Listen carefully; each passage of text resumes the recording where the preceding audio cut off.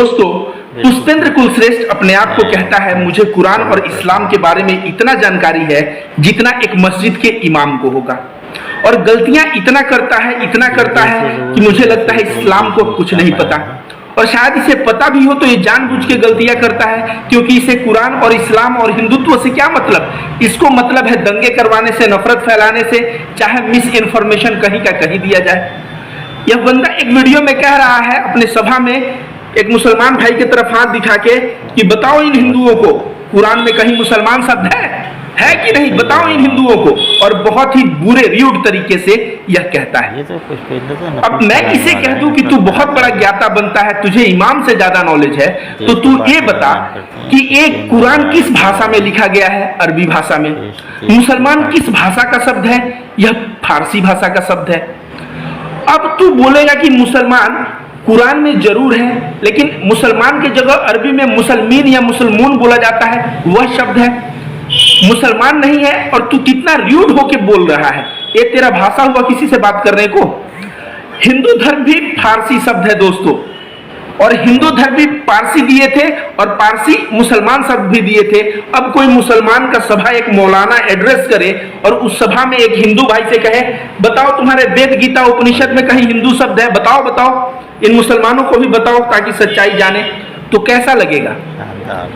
वहां लगेगा कि पूरे हिंदुत्व को बदनाम किया जा रहा है और उस मौलाना पे गुस्सा आएगा। ठीक उसी तरह पुष्पेंद्र कुलश्रेष्ठ, तुम्हारे माँ बाप ने तुम्हें किस तरह के संस्कार दिए हैं कि तुम किसी बंदे को इस तरह से भरे सभा में अपमान करते हो? तुझे ये जब पता है कि मुसलमान फारसी भाषा का शब्द है तो अरबी में नहीं होगा, अरबी में मुस्लिमीन या मुसलमून होगा। हिंदू पारसी भाषा का शब्द है तो वेद उपनिषद गीता में नहीं होगा।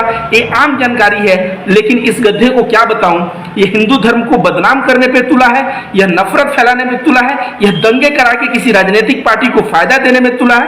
इसको किसी भी क्या लिखा हुआ से मतलब नहीं है, इसको झगड़ा करवाना है। दूसरा नंबर चीज, इसके सभा में जहां ये जहर उगलता है उस सभा में मुसलमान क्यों आएगा? ये बताइए। ये संघ के मानसिकता पे चलता है, और संघ वाले खुद टोपी पहन के खड़े हो गए हैं, जालीदार टोपी पहन के, और तब ये पूछता होगा बताओ, क्योंकि मुसलमानों को इस तरह से अपमान और बदनाम करने का कार्य पुष्पेंद्र कुलश्रेष्ठ जैसे संघी मानसिकता के लोग सदा से करते आए हैं। कभी मंदिर में जो है गाय का मांस फेंकेंगे, वो भी नकाब पहन के, और पकड़े जाएंगे तो पता चलेगा आरएसएस का कार्यकर्ता है। तो इसके सभा में कोई मुसलमान जाएगा नहीं। ये जो मुसलमान को कह रहा है कि तुम इन हिंदुओं को बताओ, वो भी इसका ही कोई चेला होगा जो वहां पे झूठ मूठ की बेइज्जती करने के लिए खड़ा होगा मुसलमान समुदायों का।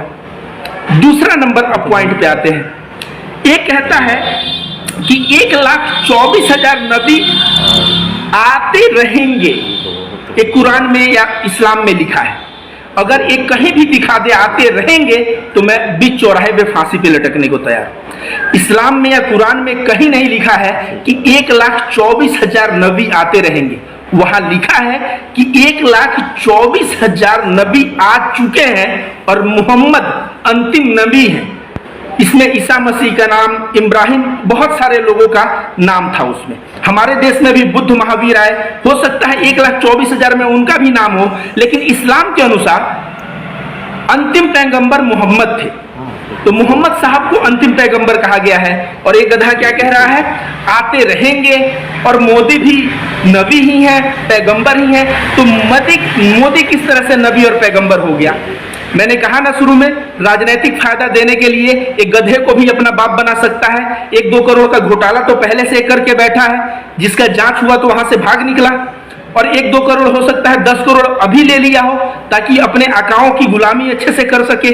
और इसके पास मान लीजिए दोस्तों, मैं मानता हूं 1 मिनट के लिए ब्रेन है, तो उस ब्रेन का ऐसा इस्तेमाल करता कि इतिहास में जब इसका नाम पढ़ा जाता तो बोला जाता कि हाँ, पुष्पेंद्र कुलश्रेष्ठ के पास दिमाग है।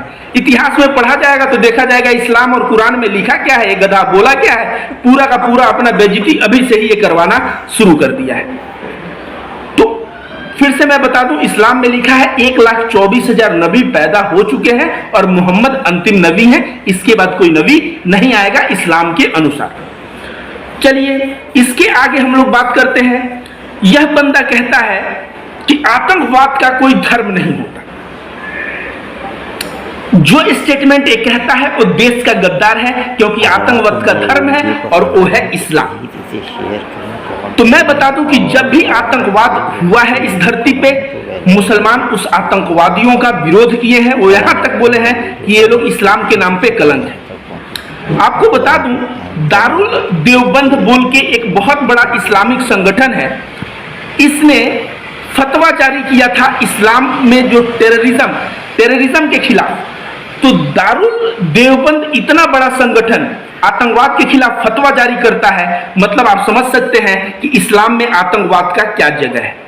आप इस्लामिक स्कॉलर्स को पढ़ेंगे तो उनके आर्टिकल में आतंकवाद का विरोध रहता है, सब जगह विरोध रहता है। तो आप ये जो कहना कि इस्लाम मतलब आतंकवाद, ये सरासर गलत है। एग्जाम्पल, जो अटैक हुआ था, जो ब्लास्ट हुआ था मालेगांव में, उसमें कौन कौन दोषी पाया गया? शंकराचार्य पांडे, प्रज्ञा ठाकुर, असीम चटर्जी, इनको उर्फ असीमानंद कहा जाता है। इन्होंने पुलिस को लिख के दिया था कि मोहन भागवत के कहने पे हम लोगों ने ब्लास्ट किया, कबूलनामे में। इसके बाद कर्नल प्रसाद पुरोहित, सुनील जोशी, रमेश उपाध्याय। देखा जाए तो एक कौन से मजहब के हैं? ये हिंदू मजहब के हैं। अब कोई कहे कि हिंदू मतलब आतंकवाद, तो मैं उसका तुरंत गिरबान पकड़ूंगा। मैं कहूंगा कि आतंकवादी जरूर किसी न किसी धर्म से होता है। जैसे कसाब कहां से था? मुसलमान इस्लाम धर्म से था। जैसे ओसामा बिन लादेन, ठीक उसी तरह से प्रज्ञा ठाकुर, ये सब हिंदू। तो आतंकवादियों का कोई ना कोई धर्म जरूर होता है, लेकिन ये कह देना कि इस्लाम से आतंकवाद है या हिंदू धर्म से आतंकवाद है, यह सरासर गलत है दोस्तों। तो मैं पुष्पेंद्र कुलश्रेष्ठ को मैं कहता हूं कि मैं सोचा था इस बंदे के सारे वीडियो का पोल खोल करूंगा, लेकिन यह है रट्टू तोता, इसलिए इसको डिबेट में मैं कई बार बुलाया और मेरे डिबेट में एक कभी नहीं आया। क्यों? एक रट्टू तोता वही लाइन, वही भाव सब जगह रट के हर एक मंच से 1.5 घंटे का भाषण दे देता है। इसके पास दिमाग होता तब तो कुछ सोचता और नया चीज बोलता, तब लगता कि हाँ ये बंदा कुछ बोल रहा है। तो वही रटा रटाया चीज, मैंने इसके बहुत 100 से ऊपर वीडियो देख चुका और देखा सभी के सभी वीडियो में एक ही रटा रटाया स्टेटमेंट, एक ही रटा रटाया स्टेटमेंट। तो मैं तो सोचा था इसको जवाब दूंगा, अब मैं सोच रहा हूं इसको क्या जवाब दूं। 2-4 वीडियो में ही इसका सारा जवाब समाप्त हो जाएगा। भले ही इसके यूट्यूब चैनल पे 100 से ज्यादा 200-300 वीडियोज हों, लेकिन उसमें सारे में सारे रट्टू तोता है। और आजकल ये क्या कह रहा है, डिबेट में आना चाहिए, तो ये क्या करता है? नीरज अत्री, जो इसके विचारधारा का है, नरसिंहानंद सरस्वती, ऐसे लोगों के साथ जो मानसिक रोग हो गया है, जिनको, जो ना इतिहास को मानते हैं ना किसी धर्म को मानते हैं और अपने मुंह से अपना ग्रंथ ये लोग लिखते हैं, ऐसे लोगों से चर्चा करता है। तो वही मैं, क्योंकि इस बंदे को डर है कि मैं डिबेट में जाऊंगा और रविकांत भारती से हार जाऊंगा तो पूरे दुनिया में मेरे नाम पे कलंक हो जाएगा, इसलिए रविकांत भारती को डिबेट में मत बुलाओ और खुद बचे रहो। इसको बहुत ज्यादा गीता उपनिषद और वेद का ज्ञान है, इसको बहुत ज्यादा ध्यान साधना का ज्ञान है, या इसे बहुत ज्यादा इस्लाम का ज्ञान है। इसको ज्ञान किसी चीज का नहीं है, इसको चुल्लू भर पानी में डूब के मर जाना चाहिए ऐसे लोगों को, क्योंकि ऐसे लोग नफरती कीड़े हैं जो देश में नफरत फैला रहे हैं और देश में दंगे फैलाने का कार्य कर रहे हैं।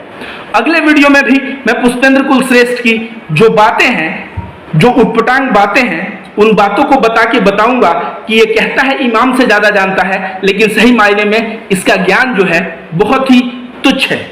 जिना इला दुनिया कई नदऊ इला अल्लाह लिनंशुर अलखैर फिल कौन الذي حارا ونرسل العطر من روض الهدى الزاهي ويشرق السلم أنوارا وأنوارا